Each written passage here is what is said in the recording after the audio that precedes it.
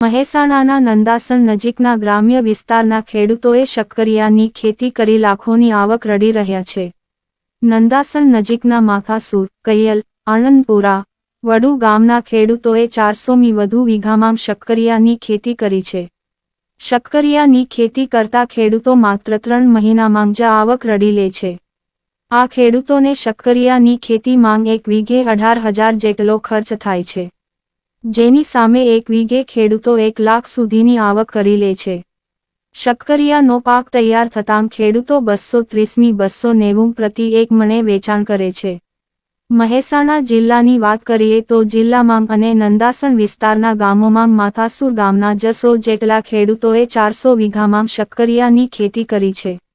એટલે કે એમ કહી શકાય કે ખેડૂતોને તો રોકડિયા પાકમાં વધુ નફો દેખાતા જ શક્કરિયાની ખેતી તરફ ખેડૂતો વધુ વળ્યા છે.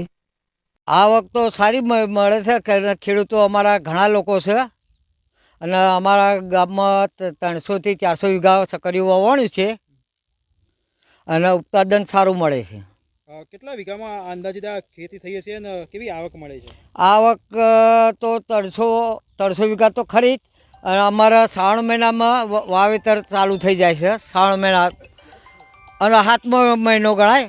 7મા મહિનામાં વવાય અને 10મા 11મા મહિનામાં શક્કરિયું બહાર નીકળે છે.